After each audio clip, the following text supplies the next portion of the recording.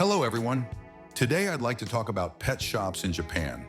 Currently, the pet industry in Japan is said to have a market size exceeding 1.7 trillion yen. Many people cherish their pets, and various pet-related services and businesses are thriving as a result. Meanwhile, in Western countries, stricter regulations on the sale of live animals have led to a decline in the number of pet shops in urban areas. So, why do pet shops continue to exist in Japan? In this video, I'll discuss the social issues and business practices surrounding pet shops in Japan, while exploring what a society that coexists harmoniously with animals could look like. If you're interested, please stay tuned until the end of the video. In Japan, pet shops offer adorable puppies and kittens that can be purchased easily. However, behind this convenience lies a system designed to ensure a steady supply of animals, often described as a mass production and consumption of lives. Unfortunately, this issue is not widely discussed. Some people may believe that as long as pet owners take responsibility for their pets, there is no major problem. However, the structure of pet shops inherently creates a system that often leads to unsold animals, or the euthanasia of dogs and cats. Currently, pet shops acquire animals bred by breeders through auctions or wholesalers. Puppies and kittens between 2 to 3 months old are considered the ideal age for sale, but as they grow older, they are less likely to be sold. While bringing unsold animals to public shelters is prohibited by law, there remain many unclear aspects regarding how these animals are ultimately handled. The 2013 amendment to Japan's Animal Welfare Act allowed public shelters to refuse unsold pets. This has made it more difficult for businesses to easily dispose of unsold animals through this channel. However, not all pet shops use this practice even before the amendment. Since the law change, it has become more common for unsold animals to be handed over to animal collection agencies for a fee. The existence of these collection agencies is not illegal, but some operate in unethical ways. These agencies often sort animals based on whether they can be resold or used for breeding. Unfortunately, animals deemed unsuitable may not receive proper care, leading to neglect, suffering, or even death in some cases.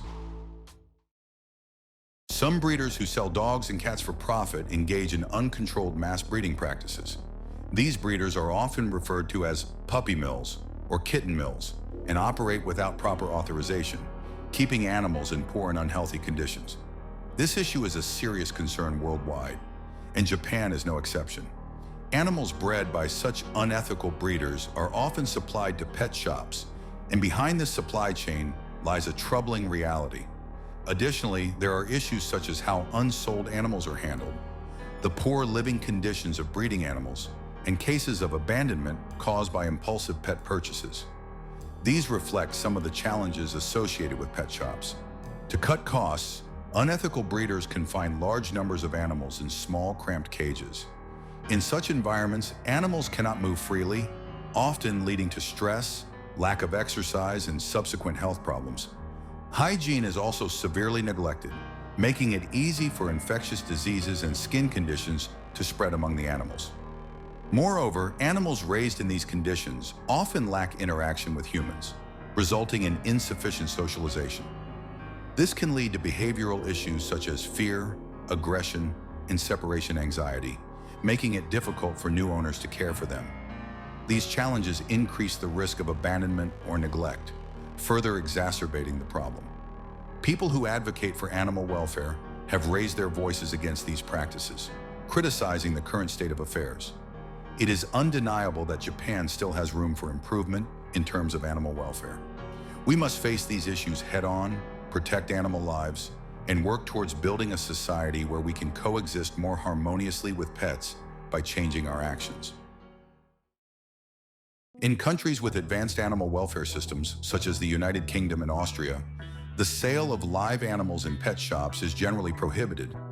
In these countries, it is common practice to adopt dogs from reputable breeders or animal shelters. This approach reflects a deeply ingrained belief that pets are not products, but partners.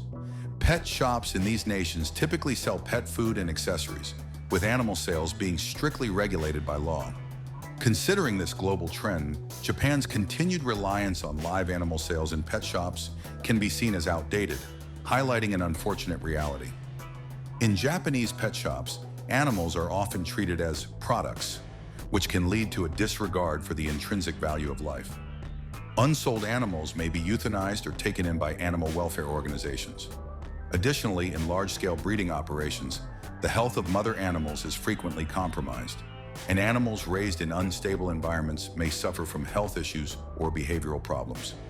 Responsible breeders prioritize the traits and genetic health of their animals when breeding, but profit-driven operations, known as puppy mills, often neglect these considerations.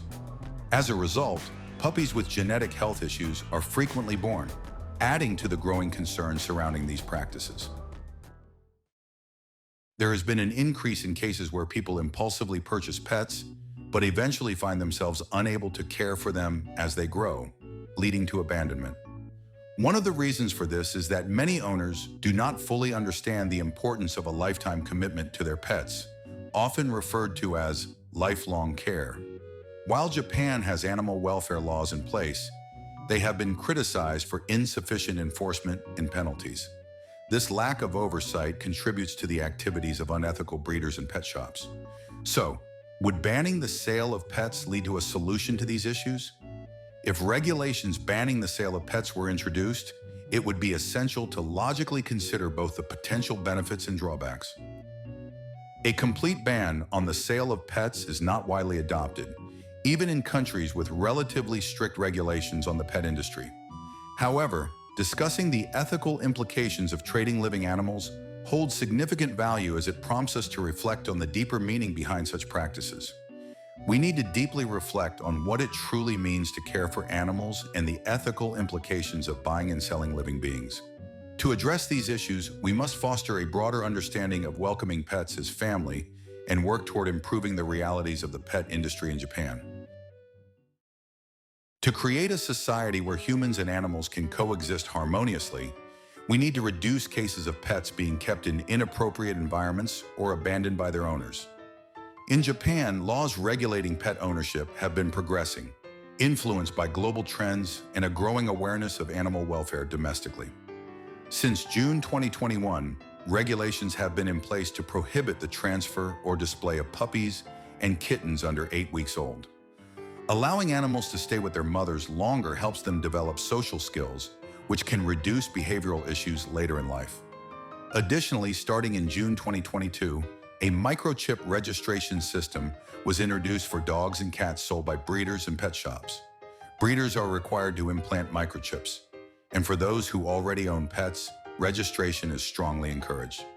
Microchipping is expected to help prevent pet abandonment and ensure proper handling of unsold animals in pet shops. In recent years, collaborative efforts between local governments and volunteers have successfully reduced the number of dogs and cats euthanized at animal shelters in Japan. However, there is a possibility that unethical individuals or businesses may be disguising themselves as private owners to surrender animals, making it difficult to rule out connections to pet shops entirely.